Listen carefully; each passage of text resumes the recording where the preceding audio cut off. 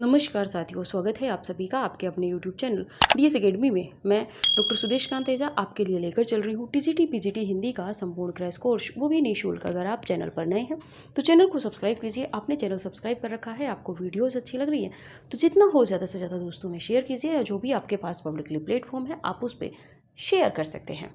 जो भी कैंडिडेट हमसे नए जुड़ रहे हैं, तैयारी को बेहतर करना चाहते हैं, यानी कि आगामी आने वाली परीक्षाओं में अपनी एक सीट सुनिश्चित करना चाहते हैं, वो उन कैंडिडेटों के लिए एक सुविधा है। आपकी सुविधा के लिए एक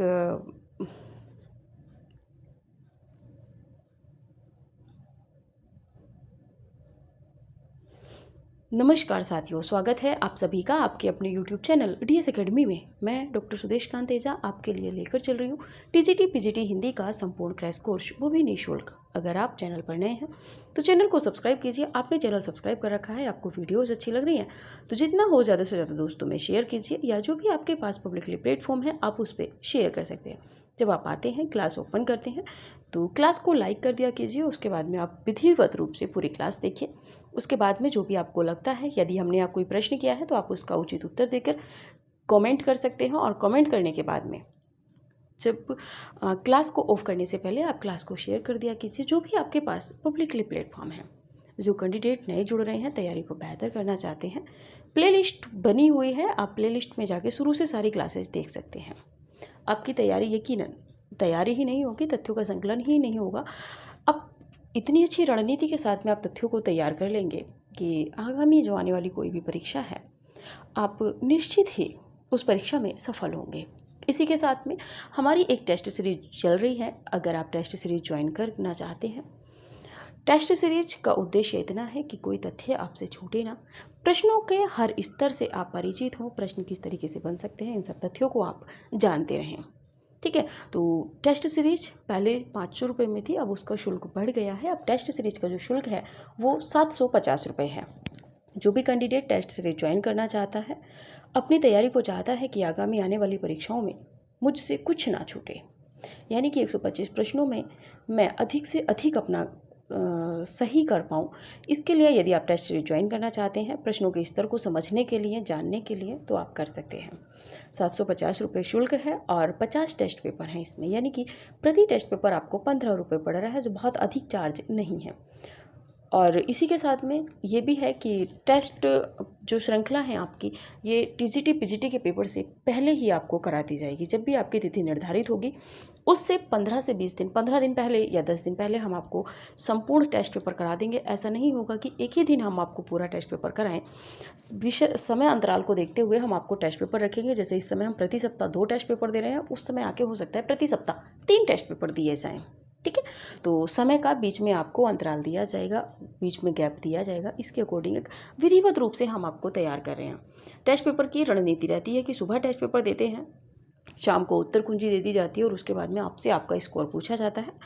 और उसी के साथ में यदि आपको कहीं पे लगता है कि ये प्रश्न में समझ में नहीं आया है या अन्य विकल्प में इसका क्या होगा, तो वो भी हम आपको जो व्हाट्सएप ग्रुप है आपका प्राइवेट, उसमें आपको साझा करते हैं। ठीक है, तो ये टेस्ट सीरीज की बात थी। जो भी कैंडिडेट ज्वाइन करना चाहते हैं वो कर सकते हैं। ठीक है, चलिए बात करते हैं। इस समय हम चल रहे हैं आधुनिक काल में, काव्य में। काव्य में भी थोड़ा ये है कि हम इस समय अंतिम पड़ाव में हैं। बहुत ज़्यादा अब नई कविता, तार सप्तक, प्रयोगवाद, प्रगतिवाद, इन सब के कवियों को हम देख रहे हैं। आगे चल के देखेंगे थोड़े गजलकार और जो दलित काव्य है उसको देखेंगे। और इस समय जो कवि हैं उनको थोड़ा सा एक लिस्ट के रूप में भी हम 1-2 क्लास के बाद देखने का प्रयास करेंगे। और वो लिस्ट इतनी महत्वपूर्ण होगी कि वहाँ से कुछ नहीं बचेगा। ठीक है, जैसा कि आपने देखा था आदिकाल, भक्तिकाल, रीतिकाल और भारतेंदु द्विवेदी छायावादी में भी, वैसे ही यहाँ पे भी आपको देखने को मिलेगा। चलिए बात करते हैं आज के टॉपिक पे। आज के जो कवि हैं हमारे, वो हैं हमारे कुंवर नारायण। मिस्टेक हमसे हो जाती है, कुंवर नारायण। कुंवर नारायण का जो जन्म है 15 सितंबर नहीं है, सितंबर है, सितंबर 1927 को, और निधन 2017 ईस्वी में इनका हुआ है। इसी के साथ में बात कर लेते हैं काव्य संग्रह की। काव्य संग्रह चक्रव्यूह 1956 का है, महत्वपूर्ण है। परिवेश हम तुम 1961 ईस्वी का है। आत्मजयी 1965 का। अपने सामने 1979 का। अपने सामने 1979 का है, कोई दूसरा नहीं, बहुत महत्वपूर्ण है। कोई दूसरा नहीं, 1993, इन दिनों 2002, बाजसरवा के बहाने 2008। इनके काव्य संग्रह बहुत ज़्यादा नहीं है और आपको सभी याद करने हैं, ठीक है, 8 ही तो हैं, 7 हैं। प्रबंध काव्य में बात कर लें तो इन्हीं इसमें प्रबंध काव्य हैं आत्मजयी, बाजसरवा के बहाने, ठीक है, बाजसरवा के बहाने, और एक ये है कुमार जी, तीसरा है कुमार जी। तो 3 इन्होंने प्रबंध काव्य लिखे हैं आपके, आत्मजयी, बाजसरवा के बहाने और कुमार जी।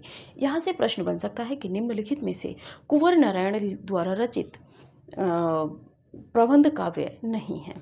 तो इसमें हो सकता है कोई और इन दिनों या चक्रव्यूह या कोई और काव्य संग्रह दिया हुआ हो, लेकिन वो प्रबंध काव्य ना हो, ठीक है। तो इस तरह यहाँ से ये तथ्य आपका महत्वपूर्ण हो जाता है एक प्रश्न के रूप में, ठीक है। यहाँ से तो होता ही है कि आत्मजयी, बाजसरवा के बहाने, कुमार जी किसकी रचनाएं हैं, तो ये तो कुंवर नारायण जी की हैं, लेकिन प्रबंध काव्य नहीं है, यहाँ से भी प्रश्न बन जाता है। बात कर लेते हैं कहानी संग्रह में। आकारों के आसपास 1973 की है। आलोचना साहित्य में जो इन्होंने लिखा है, आज और आज से पहले, थोड़ा सा महत्वपूर्ण है। मेरे साक्षात्कार नहीं महत्वपूर्ण है, क्यों? क्योंकि मेरे साक्षात्कार करके इस समय जो वर्तमान में आप कथाकारों को देख रहे हैं, जैसे कि आपके निर्मल वर्मा हो गए, मैत्रेयी पुष्पा हो गई, गोविंद मिश्र हो गए, और भी बहुत सारे रचनाकार हैं, चित्रा मुद्गल हो गई, तो इन सब के जो साक्षात्कार हैं वो इस रूप में आ रहे हैं, मेरे साक्षात्कार। तो यहाँ से प्रश्न बनना संभव नहीं है, इसको तो आप रहने ही दीजिए, ठीक है। मेरे साक्षात्कार को आप हटा दीजिए, ये लिस्ट में नहीं रहेगा।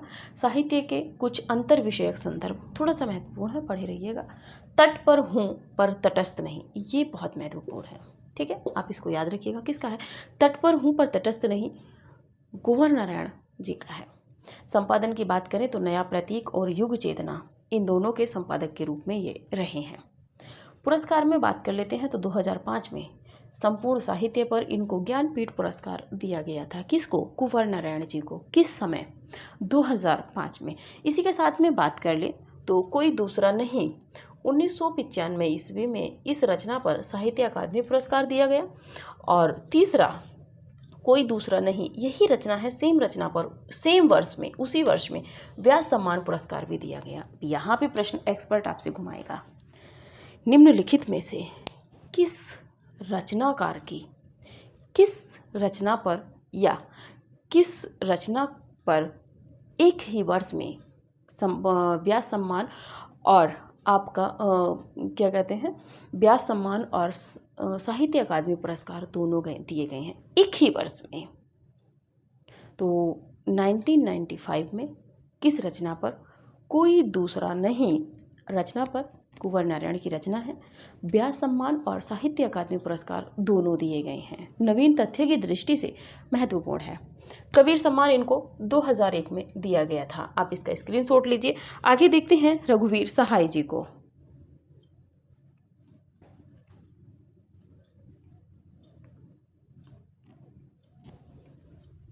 चलिए, यहाँ से कवियों से प्रश्न बनेंगे, नए कवियों से हम नहीं कह रहे हैं, लेकिन जहाँ से प्रश्न बनने के चांस हैं, जिस तरह से प्रश्न एक्सपर्ट आपको घुमा सकता है, उतना हम यहाँ पे देते हैं। अब देखिए, जब हम यहाँ पे आपको फ्री ऑफ कॉस्ट इतना दे रहे हैं, तो वहाँ तो हम आपसे 15 रुपये प्रति टेस्ट पेपर ले रहे हैं, तो वहाँ हम आपको कितना नवीन दे रहे होंगे, ये तो हमारे जो कैंडिडेट जिन्होंने टेस्ट सीरीज ज्वाइन की हुई है वही जानते हैं। बात कर लेते हैं रघुवीर सहाय की। रघुवीर सहाय की बात करें तो समय में यदि बात करें तो जन्म जो हुआ है 9 दिसंबर 1929 को इनका जन्म हुआ है। निधन 1990 ईस्वी में हुआ है, ठीक है। इसी के साथ में बात करें तो काव्य संग्रह की बात करते हैं तो सीढ़ियों पर धूप महत्वपूर्ण है। सीढ़ियों पर धूप 1960 का। दूसरे नंबर पे बात करें तो आत्महत्या के विरुद्ध महत्वपूर्ण है। आत्महत्या के विरुद्ध समय की बात करें तो 1967। आगे बात करते हैं हंसो हंसो जल्दी हंसो। हंसो हंसो जल्दी हंसो। समय की बात करें तो 1975 है। आगे बात करते हैं लोग भूल गए हैं। लोग भूल गए हैं 1982 ईस्वी में है।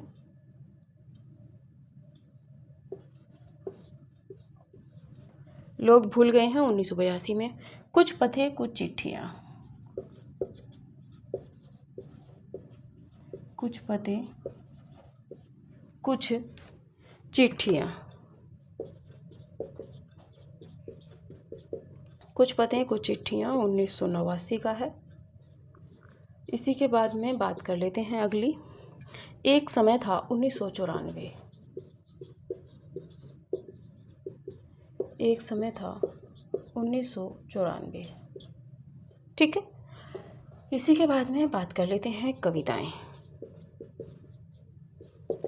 कविताओं में बात करें तो अधिनायक।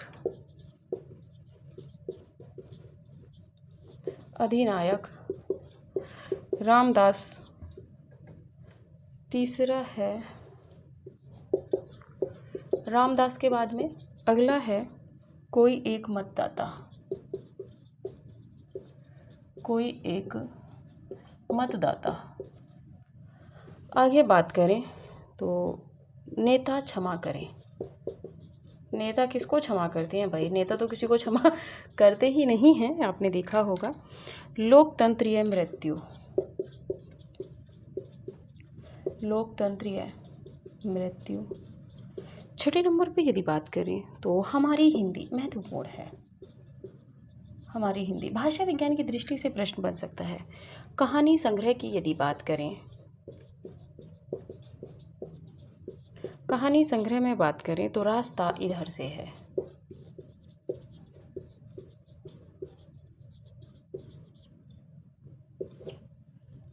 ठीक है, स्क्रीनशॉट लीजिए रघुवीर सहाय जी का।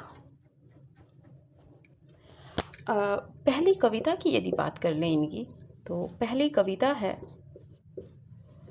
1946 में इन्होंने लिखी थी, अंत का प्रारंभ। देखिए, मैं कह रही हूँ कि जो चीज़ कहीं नहीं मिलेगी वो यहाँ पे आके आपको मिल जाएगी।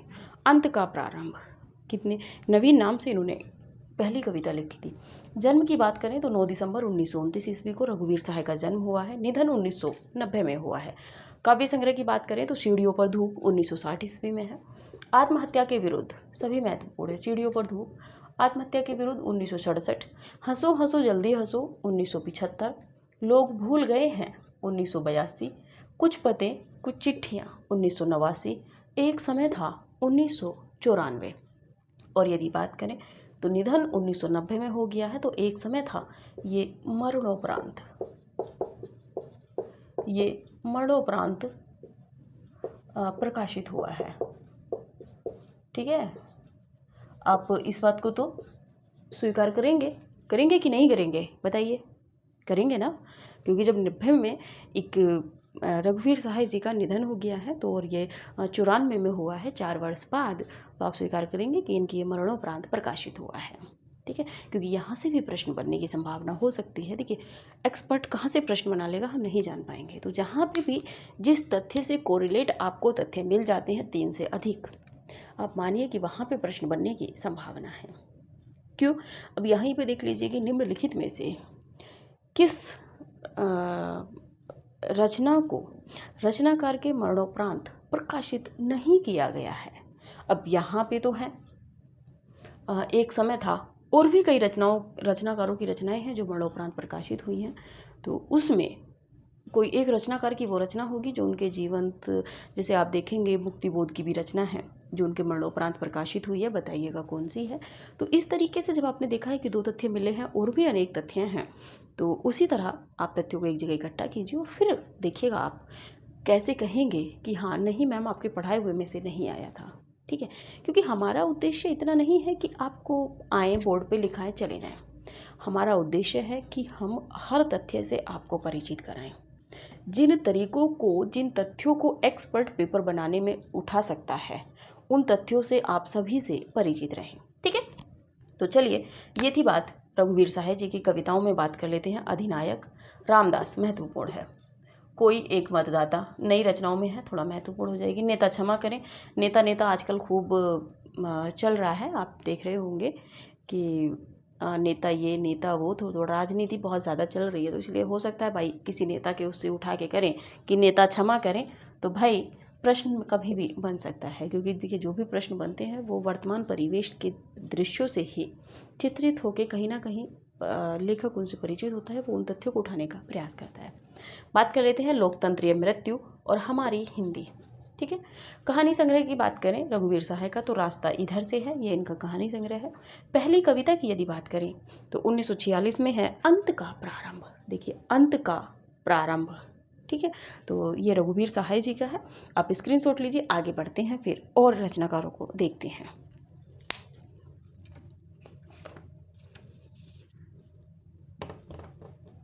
चलिए,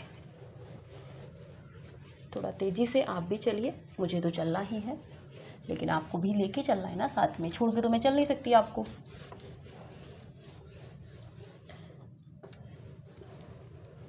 चलिए आगे बात कर लेते हैं जगदीश गुप्त। देखिए, अगर किसी को स्पष्ट नहीं होता है तो मेरी वॉइस पे ध्यान दीजिएगा, मैं पहले से ही शुरू से यही चीज़ बोलती आ रही हूँ। जन्म की यदि समय की बात करें तो अगस्त, शुरू में आप देख लीजिएगा जन्म ही लिखते हैं, अगस्त 1924 में इनका जन्म हुआ। शाहाबाद हरदोई, शाहाबाद हरदोई कहाँ, उत्तर प्रदेश में भाई। और निधन की यदि बात करें तो निधन हुआ है 2001 में। काव्य संग्रह की यदि बात कर लें तो काव्य संग्रह में पहला है नाव के पाँव। नाव के पाँव 1955। विशेषता है 2 खंडों में है, यहीं पे लिख लीजिए 2 खंडों में है। ठीक है, नाव के पाँव। दूसरे नंबर पे बात करें तो शब्दांश, शब्ददंश समय। इसके बाद में तीसरा है संबोग। संबोग की यदि बात करें तो 1956। ठीक है, संबोग 1956। अगला है हिमबद्ध। हिमबद्ध, इसके बाद में आदिम एकांत। आदिम एकांत के बाद में यदि बात करें तो बहुलोचना नदी। बहुलोचना नदी। आगे बात करें तो युग्म। इससे आगे अगर बात करें तो बोधि वृक्ष। बोधि वृक्ष। 9वें नंबर पे बात करें तो जयंत। 10वें नंबर पे बात करें तो सांझ। सांझ गोपा गौतम। सांझ गोपा गौतम। और है माँ के लिए। अगली है माँ के लिए। ठीक है, तो ये हैं इनके काव्य। आगे बात कर लेते हैं आलोचना में जगदीश गुप्त की। पहली है केशवदास। केशवदास, नई कविता स्वरूप और समस्याएं। नई कविता स्वरूप और समस्याएं। ठीक है, इन्होंने जो संपादन किया है, संपादन में यदि बात करें तो नई कविता पत्रिका का इन्होंने संपादन किया था। नई कविता पत्रिका का जगदीश गुप्त जी ने संपादन किया है। और विशेषता ये है कि ये ब्रज भाषा में विश्व उपनाम से कविता लिखते थे।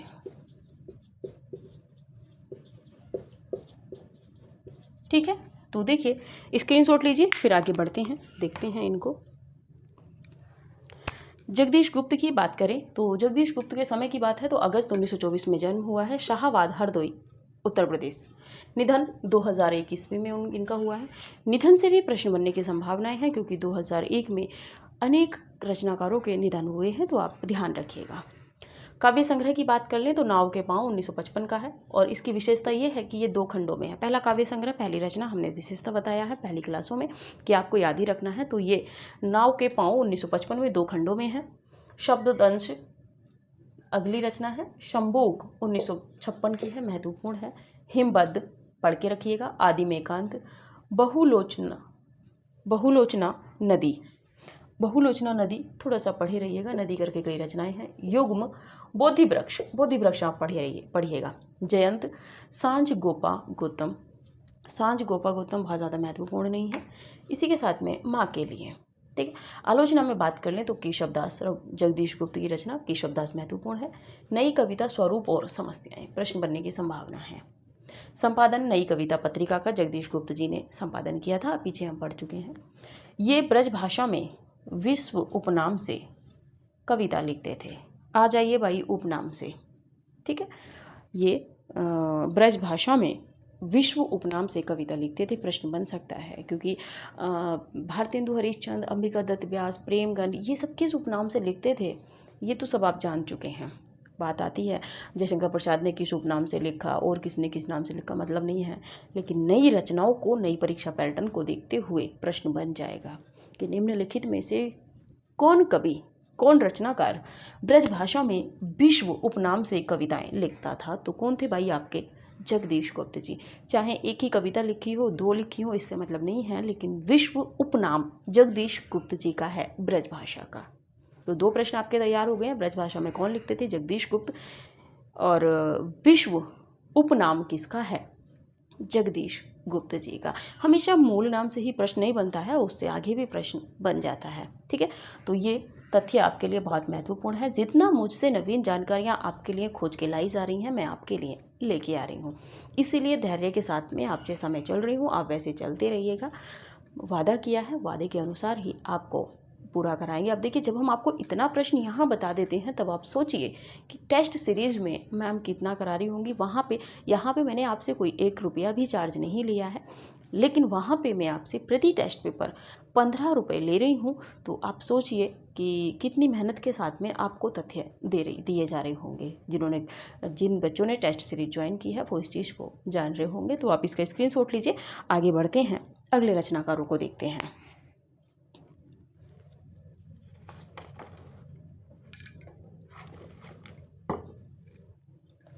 चलिए,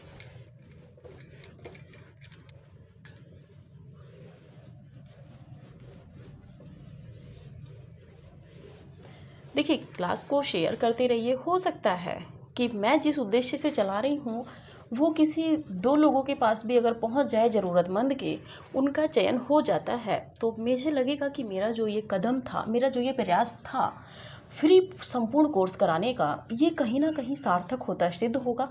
और यदि आपके हाथों से की गई क्लास शेयर उन लोगों तक पहुंचती है तो कहीं ना कहीं आप भी उस धन्यवाद के पात्र रहेंगे। तो इसीलिए क्लास को शेयर आप करते रहिएगा। बात कर लेते हैं आगे। शकुंत माथुर, जल्दी से कमेंट कर दीजिएगा जो भी हैं कि ये किस उसमें जानी जाती हैं, किसकी पत्नी है।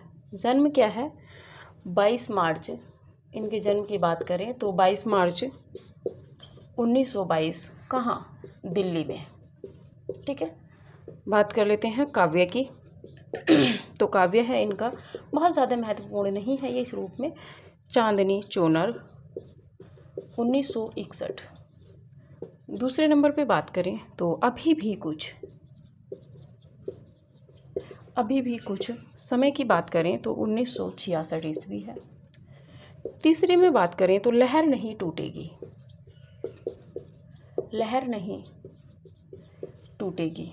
ठीक है, 1990। इसी के बाद में आगे बात करते हैं कीर्ति चौधरी। इनका जो पूरा नाम था वो कीर्तिबाला सिन्हा है। कीर्तिबाला सिन्हा। यहाँ से भी प्रश्न बनने की संभावना है, इसीलिए आपको करा रहे हैं। समय की यदि बात करें इनके, तो 1934 से 2008, 1934 में इनका जो जन्म हुआ है कहाँ, नईमपुर, उन्नाव, और उन्नाव कहाँ है आपके, उत्तर प्रदेश में। निधन में यदि बात करें तो निधन है 2008। काव्य में बात कर लेते हैं, कविताएं। दूसरे नंबर पे बात करते हैं खुले हुए आसमान के नीचे। खुले हुए आसमान के नीचे, ठीक है। चलिए स्क्रीनशॉट लीजिए, फिर आगे बढ़ेंगे। शकुंत माथुर की बात करें तो 22 मार्च 2022 में इनका जन्म, 22 मार्च 1922 में इनका जन्म हुआ है कहाँ, दिल्ली में। काव्य की बात करें तो चांदनी चूनर 1961, अभी भी कुछ 1966 की रचना है। लहर नहीं टूटेगी 1990 की। शकुंत माथुर तार सप्तक के किस सप्तक में है ये आप कमेंट कीजिएगा, और किसकी पत्नी है ये भी आप कमेंट कीजिएगा, ठीक है। और इसी के साथ में काव्य की दृष्टि से बहुत महत्वपूर्ण इनकी रचनाएं नहीं हैं, लेकिन फिर भी विकल्प को काटने के लिए यह हो सकता है कि नवीन दृष्टि से, क्योंकि गिरिजा कुमार माथुर को ना उठा के उनकी पत्नी से यदि प्रश्न बना दिया जाता है तो फिर इन तीनों रचनाओं में से प्रश्न बनने की संभावना है। बात कर लेते हैं आगे। कीर्ति चौधरी किस सप्तक की कवयित्री हैं, कमेंट कीजिएगा। पूरे नाम की बात करें तो कीर्तिबाला सिन्हा इनका नाम है। समय की बात करें तो जन्म 1934 में नईमपुर, उन्नाव, उत्तर प्रदेश में हुआ है। निधन 2008 में हुआ है। काव्य में बात करें तो कविताएं इनका काव्य है खुले हुए आसमान के नीचे, ये महत्वपूर्ण है, ठीक है। आप स्क्रीनशॉट लीजिए, आगे देखते हैं अगले रचनाकार को।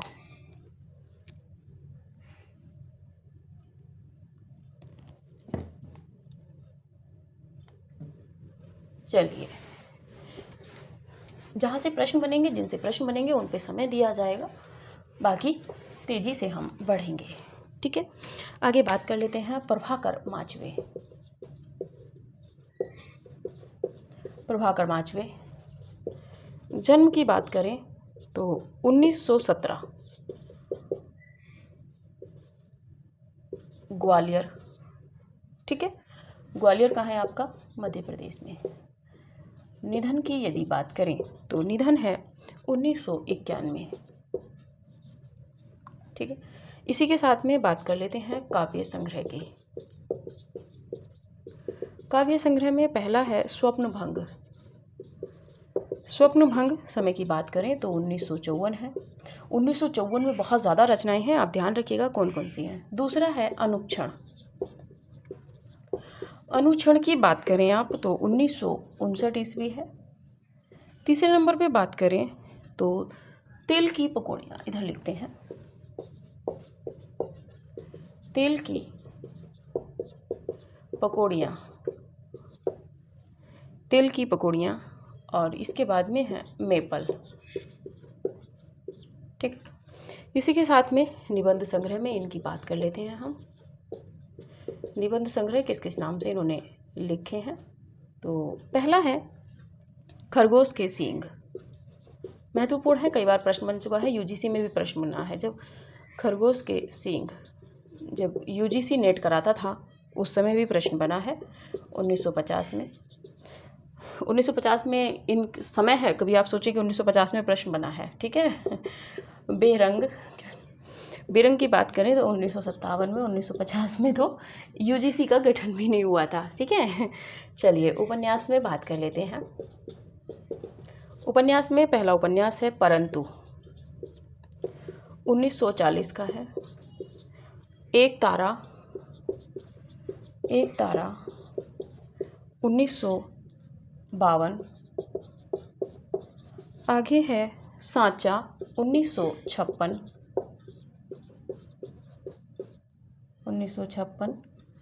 आगे है द्वाभा 1957। द्वाभा के बाद में है जो 1964। आगे है किशोर, किशोर जी नहीं, कुमार जी अभी रचना पढ़ी थी पहली क्लासों में, बताइएगा किसकी थी। किशोर की बात करें तो 1959 है, 69। आगे बात करें तो 30 40 50, 30 40 50 1973। 8वें नंबर पे यदि बात करें तो अनदेखी, अनदेखी, दर्द के पैबंद, दर्द के पैबंद, दर्द के पैबंद 1974 का है। 10वें नंबर पे बात करें तो धूत 1976। 11वें नंबर पे यदि बात करें तो किस लिए, कहते हैं ना कि किस लिए चले वहाँ, तो किस लिए 1975 का है उपन्यास। इसी के बाद में बात करें तो आँख मेरी बाकी उनका, आँख मेरी बाकी उनका। प्रभाकर माचवे जी बात तो ऐसी कर रहे हैं कि भाई आँख मेरी है, बाकी जो शरीर है वो किसी दूसरे व्यक्तित्व का है, दूसरे व्यक्ति का है। 13वें नंबर पे बात करें तो लापता, और वो भी क्या हो गया है लापता, कब, 1984 में। ठीक है, चलिए बात कर लेते हैं प्रभाकर माचवे की। अच्छा, एक चीज़ और छूटी है, इनका पूरा नाम है प्रभाकर माचवे बलवंत, प्रभाकर माचवे बलवंत, इनका जो है वो पूरा नाम है, क्योंकि यहाँ से कब प्रश्न बन जाएगा नहीं कहा जा सकता। बात करते हैं जन्म की 1917 में, कहाँ, ग्वालियर मध्य प्रदेश में हुआ है। निधन 1991 ईस्वी में। काव्य संग्रह की बात करें तो स्वप्न भंग 1954 का है, अनुच्छड़ 1959 का है, तेल की पकौड़ियाँ और मेपल, तेल की पकौड़ियाँ महत्वपूर्ण है, आप याद रखिएगा। निबंध संग्रह में खरगोश के सींग 1950 का है, यूजीसी में भी प्रश्न बन गया है, इसलिए आगे भी संभावना है। बेरंग 1957 का, बेरंग बेनाम चिट्ठियाँ भी है, तो बेरंग जो है ये प्रभाकर माचवे जी का निबंध संग्रह है 1957 ईस्वी में। उपन्यासों में बात कर लें, परंतु 1940 का, एक तारा 1952 का, साँचा 1956 का, द्वाभा 1957 का, जो 1964 का, किशोर 1969 का, 30 40 50 1973। अनदेखी, दर्द के पैबंद 1974 का है, धूत 1976 का, किस लिए 1975 का, आँख मेरी बाकी उनका 1983 का है, लापता 1984 का है।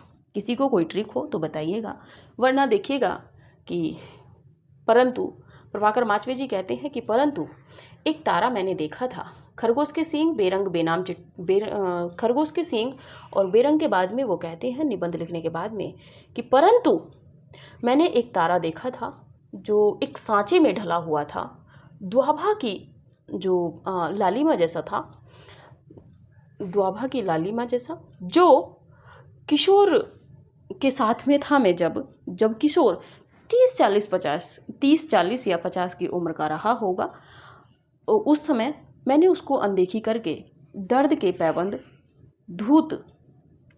पैबंद के रूप में एक धूत को भी देखा।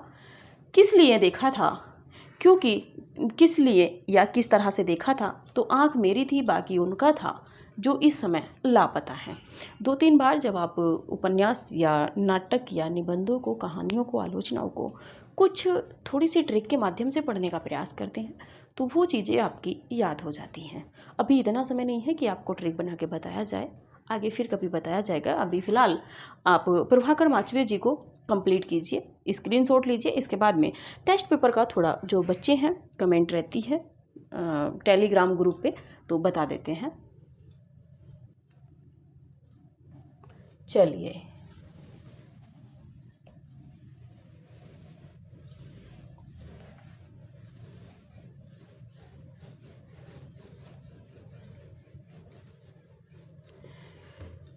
कॉल करनी है आपको 9568802463 पर, ठीक है, 2463 पर, ठीक। इस पे आप कॉल कीजिएगा कॉल करके 750 रुपये इसका शुल्क हो गया है। ठीक है, शुल्क 750 रुपये है और इसी के साथ में 50 टेस्ट पेपर जो नवीन पैटर्न पर आधारित हैं, 6250 प्रश्नों के हैं। प्रति टेस्ट पेपर की यदि बात करें आप, तो प्रति टेस्ट आपको 15 रुपये में और 125 प्रश्न संपूर्ण पाठ्यक्रम पर दिया जा रहा है। संपूर्ण पाठ्यक्रम पर जो एकदम नवीन है, ऐसा आपको कहीं पे नहीं मिलेगा। आप देख रहे होंगे कि जब हम नए नए तरीक़ों से ईजाद करके आपको पढ़ा रहे हैं, आपको पूरे तथ्य दे रहे हैं, तो आप समझ सकते हैं कि टेस्ट पेपर में कितनी मेहनत है। ठीक है, तो अब जिनको भी टेस्ट सीरीज लेनी है समय से ले लीजिए। 13 टेस्ट पेपर हो चुके हैं, 13-14 जो भी टेस्ट पेपर हो गए हैं। इसके बाद क्या है कि एक साथ जब आपको ज़्यादा टेस्ट पेपर दिए जाते हैं तो आप उनको सॉल्व नहीं कर पाते हैं। ठीक है, आंसर की इधर उधर हो जाती है, इसीलिए हमें कोई आपत्ति नहीं है, हम आपको दे देंगे, लेकिन समस्या आपके साथ में रहेंगी। इसीलिए सप्ताह में 2 टेस्ट पेपर आप सॉल्व करते हुए चलिए। तो जिन भी बच्चों को टेस्ट सीरीज ज्वाइन करनी है 9568802463 पर अगर आपको मैसेज करना है डेमो टेस्ट पेपर के लिए, तो आप व्हाट्सअप मैसेज कीजिएगा इस नंबर पर। और अगर आपको कोई संपर्क, कोई जानकारी लेनी है, फ़ीस कितनी है, आप आर्थिक रूप से सक्षम हैं, क्या हैं, कैसे हैं, तो ये सब भी आप साझा कर सकते हैं। कोई कैंडिडेट इस अभाव में ना रहे कि मैं शुल्क नहीं दे कर पाऊँगा, तो मैं मैम से बात नहीं कर सकता। जो भी है आप अपनी समस्या मुझे रख सकते हैं। मुझे लगेगा कि हाँ, वास्तविकता में ही आप आर्थिक रूप से सक्षम नहीं हैं, तो मेरे से जो होगा मैं करने का प्रयास करूँगी। जहाँ मैं आपको मतलब इस समय जो भी बच्चे मुझसे पढ़ रहे हैं, मैं आपको फ्री ऑफ कॉस्ट सारी क्लासेज आपको शुरू से विधिवत रूप से जब मैं फ्री दे सकती हूँ, तो मैं 1-2 विद्यार्थी को जो मुझसे हो सकेगा मैं वो हेल्प उसकी करने के प्रयास करूँगी। तो जो भी कैंडिडेट हैं, जिस रूप से भी अगर उनको लगता है तो वो कॉल कर सकते हैं, और कॉल करके इसी नंबर पे कॉल कीजिएगा 9568802463 पे। और इस पे सिर्फ आप नॉर्मल कॉल कीजिएगा, व्हाट्सएप कॉल कोई भी महिला या पुरुष ना करें, क्योंकि हमेशा नेट ऑन नहीं रहता है और ये स्थिति नहीं रहती है कि आपकी कॉल को रिसीव किया जाए। ठीक है, तो आप नॉर्मल ही कॉल कीजिएगा। अगर आपको डेमो टेस्ट पेपर के रूप में टेस्ट पेपर देखना है, तब आप इस नंबर पर व्हाट्सएप मैसेज दीजिएगा। ठीक है, तो जो भी है टेस्ट सीरीज ज्वाइन करना चाहते हैं समय से कर लीजिए, क्योंकि इस समय पैसे महत्व नहीं रखते हैं, महत्व रखते हैं और बहुत ज़्यादा हम आपसे कोई चार्ज भी नहीं ले रहे हैं। ऐसा भी नहीं है कि आपको कोई प्रश्न समझ में नहीं आ रहा है तो हम आपको उसको समझाएंगे नहीं, हम आपको उसको व्हाट्सएप ग्रुप में समझाते हैं।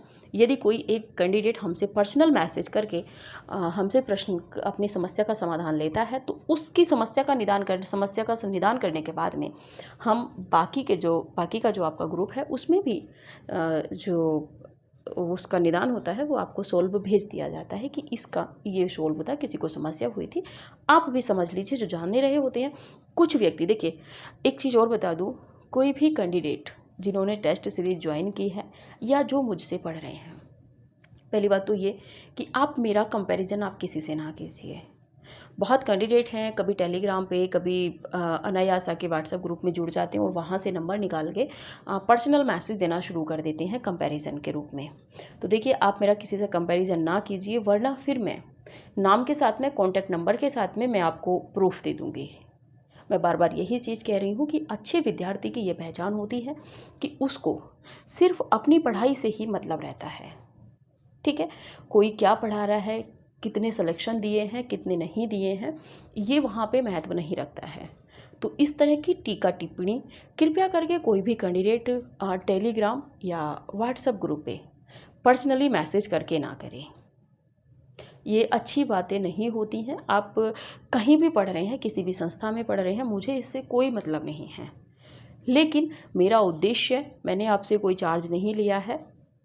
उसके बाद भी फ्री ऑफ कॉस्ट ऐसा नहीं है कि मैंने एक क्लास में भक्ति काल ख़त्म कर दिया हो कि हाँ ठीक है, मैराथन क्लास में 2 घंटे की लेके आ गई, उसमें मैंने आपको भक्ति काल संपूर्ण करा दिया हो कि हाँ यहाँ से एक भी प्रश्न नहीं बचेगा। ऐसा नहीं है। मैं नहीं कहती कि मेरी क्लास से प्रश्न नहीं बचेंगे, बच जाएंगे प्रश्न। अगर नहीं बचेंगे प्रश्न, आप क्लास का नोट्स बनाइए। सहायक पुस्तक मैंने आपको बताई हैं, आप वहाँ से सहायक किताब लीजिए, 1 या 2 किताब अपने पास रखिए। इसी के साथ में वीडियो बनी हुई है, क्या किताबें आपको लेनी है, सहायक किताबों में, मूल किताबों में आप देख लीजिएगा, आप उनको खरीद लीजिए। उसी के साथ में आप टेस्ट सीरीज ज्वाइन कीजिए। जिन जिन तरीकों को मैं फॉलो करके चल रही हूँ, यदि एक बच्चा भी इन तरीकों को फॉलो करके क्लास को कंप्लीटली देखता हुआ चल रहा है, पुराने पेपर, किसी अन्य राज्य में जो परीक्षाएं हो रही हैं उनके पेपरों को यदि वो देख के चलता है, तो मुझे नहीं लगता कि आपका चयन कोई रोक पाएगा। बशर्ते मेहनत आपकी होगी। मैं नहीं कहती कि मैं आपका सिलेक्शन कराऊंगी, नहीं, मेरा उसमें इतना सा भी एक कण मात्र भी मेरा अपना सहयोग रहेगा, आपकी अपनी मेहनत रहेगी। जब भी कोई विद्यार्थी सफल होता है उसमें किसी कोचिंग का, किसी टीचर का बहुत ज़्यादा योगदान नहीं होता है। यदि उस सफलता में श्रेय जाता है तो सबसे पहले आपके अपने माता पिता को, या जो महिलाएं हैं उनके पति उनको सपोर्ट कर रहे हैं उनको श्रेय जाता है, क्योंकि वो यदि उनको समय नहीं देते तो वो पढ़ नहीं पाती। ठीक है, या जो भी पुरुष हैं, मैं ऐसा नहीं कह रही हूँ कि महिलाएं हैं, पुरुष हैं जो उनकी अर्धांगिनी उनको समय दे रही हैं, उनको उन जिम्मेदारियों से मुक्त कर रही हैं, जो उनके कार्य थे वो तैयारी कर रहे हैं, वो आने वाले समय में जब सफल होंगे अपनी मेहनत के साथ में। हाँ, हम यहाँ पे एक तरीका आपको ईजाद करा रहे हैं। जिनके पास किताबें नहीं है, जिनके पास बहुत ज़्यादा किताबें वो नहीं खरीद पाते हैं, मूल किताबें नहीं खरीद पाते हैं, उनके जो तथ्यों का संकलन है वो हम आपके लिए लेके आ रहे हैं, वो सब हम आपके लिए करा रहे हैं। तो इस चीज़ को आप ध्यान रखिए। ये हमारा मात्र थोड़ा सा क्षण मात्र रहेगा कि हमने आपको तरीके बताए कि आप इस तरीक़ों को, इन तथ्यों को इस तरीके से लिख के चलिए। पेपर से 15 एक महीने पहले जब आप इन तथ्यों का रिवीजन करेंगे, पेपर में जाके जब आप देखेंगे तो हाँ होगा कि ये वाइट बोर्ड आपको याद आएगा, क्योंकि यहाँ पे बहुत अभिधा में, लक्षणा में, व्यंजना में हर तरीके से आपको तथ्य दिए जाते हैं। कुछ कहते हैं कबीर की तरह कि सीधे सीधे पद बन पाया तो ठीक है, नहीं तो दरेरा देके कबीरदास ने पदों में डाल दिया। तो वही चीज़ यहाँ पे है, यदि सीधा सीधा आपको समझ में आता है तो ठीक है, नहीं तो घुमा फिरा के भी हम आपको तथ्य तैयार करवा देते हैं। यहाँ से यदि कोई तथ्य बच रहा है तो वो टेस्ट पेपर में आपको मिल जाएगा। और टेस्ट पेपर की बहुत ज़्यादा कोई शुल्क नहीं है। ऐसा नहीं है कि 1000-2000 में हम नोट्स बेच रहे हैं। नोट्स के लिए मैंने कभी किसी कैंडिडेट को नहीं कहा है कि आप नोट्स लीजिए। मैं नोट्स के लिए हमेशा मना करती हूँ। मैंने कहा है कि आप क्लास का नोट्स बनाइए और उसके बाद में जगह छोड़ते हुए आप चलिएगा। नए तथ्य, नए प्रश्न आपको मिल रहे हैं तो आप कीजिएगा। जो भी कैंडिडेट हमसे जुड़ रहे हैं, टेस्ट पेपर में जब वो इंक्वायरी नंबर पे कॉल करते हैं, वो कहते हैं कि कैसे कैसे, तो उसको पेपर सॉल्व करने का तरीका भी बताया जाता है। जिन बच्चों ने कॉल पे टेस्ट पेपर सॉल्व करने का तरीका पूछा है सर से, उन्होंने सारी चीज़ें बताई हैं, और बच्चे यदि उस तरीके से टेस्ट पेपर को सॉल्व कर रहे हैं तो यकीनन उनको बहुत ज़्यादा लाभ होगा। तो मेरा कहने का मतलब ये था कि मेरा कंपैरिजन आप किसी से ना कीजिएगा, क्योंकि जो मैं हूँ वो नहीं हो सकते, जो आप हैं वो मैं नहीं हो सकती, और जो वो है वो मैं नहीं हो सकती। ठीक है, तो कृपया करके आप किसी का किसी से कंपैरिजन मत कीजिए। जब आप किसी का किसी से कंपैरिजन करते हैं या मेरा किसी से कंपैरिजन करते हैं तो बहुत ज़्यादा हर्ट होता है, क्योंकि प्रभु ने, जो ईश्वर है, उसकी हर कृति अलग है। उसने हर विशेष कृति में कुछ ना कुछ नया डाला है। हो सकता है कि इस क्षेत्र में मैं हूँ, आप किसी दूसरे क्षेत्र में अपना सहयोग दे रहे हो। ठीक है, तो बहुत कम शब्दों में कहना चाह रही हूँ आज फिर से, कोई भी कैंडिडेट व्हाट्सएप या टेलीग्राम पे पर्सनली मैसेज करके आप मेरा किसी से कंपैरिजन नहीं करेंगे कि उनके यहाँ इतना है, उनके यहाँ इतना है। भाई, मैं जो दे सकती हूँ वो मुझे नहीं लगता कि अभी तक आपको किसी ने दिया होगा। साफ शब्दों में, जो मुझसे कैंडिडेट मेरे से जुड़े हुए हैं, चाहे वो एक बच्चा मुझसे ईमानदारी से पढ़ रहा है, चाहे मुझसे 10 बच्चे पढ़ रहे हैं, चाहे मुझसे 1500 बच्चे पढ़ रहे हैं, मैं इस चीज़ को नहीं बोल रही हूँ। मैं सिर्फ हमेशा आपको आपके लक्ष्य तक पहुँचाना मेरा उद्देश्य है। जो बच्चे आर्थिक रूप से असक्षम हैं, पुरुष हैं, महिलाएं हैं, मैंने अभी भी कहा है, यदि आप कहीं पे टेस्ट सीरीज ज्वाइन करने में आर्थिक रूप से सक्षम है, आपको लगता है कि हाँ हम इतना मात्र कर सकते हैं, तो आप एक बार कॉल ज़रूर कीजिएगा, क्योंकि मैं जहाँ आपको इतना फ्री दे रही हूँ तो वहाँ पे भी मैं आपके लिए कुछ ना कुछ करूँगी। क्योंकि हालांकि वहाँ पे मेरा टाइपिंग चार्ज जाता है, मैं टाइपिंग चार्ज दे चुकी हूँ। ठीक है, आपसे तो मैं अब ले रही हूँ, मैंने तो पहले दे दिया है, तो आप इस चीज़ को थोड़ा सा ध्यान रखिएगा। तो जो भी कैंडिडेट हैं, कृपया करके कंपैरिजन ना कीजिएगा। ठीक है, चाहे वो व्हाट्सएप कमेंट हो, चाहे टेलीग्राम हो, कृपया करके पर्सनल मैसेज करके आप कमेंट ना कीजिएगा। वरना ये जो शब्द होते हैं मैं नहीं प्रयोग करना चाहती। आप अच्छे स्टूडेंट नहीं हैं, क्योंकि अच्छा स्टूडेंट वही होता है जो हमेशा गुरु को गुरु मान के चलता है, और गुरु का जो स्तर है वो ईश्वर से भी ऊपर रखा जाता है। इसीलिए क्योंकि ईश्वर तक पहुंचाने का जो माध्यम होता है वो एक गुरु ही करता है। गुरु वो है जो एक सड़क की तरह है, वहीं रह जाता है और आपको आपकी मंजिल तक पहुंचा देता है। ठीक है, तो चलिए अभी के लिए इतना ही। मिलते हैं अगली क्लास में अगले नए रचनाकारों के साथ में। जो भी कैंडिडेट टेस्ट सीरीज ज्वाइन करना चाहते हैं 9568802463 पर कॉल करके इंक्वायरी ले सकते हैं। ठीक है, तो अभी के लिए इतना ही। अगली क्लास में मिलते हैं, तब तक के लिए नमस्कार।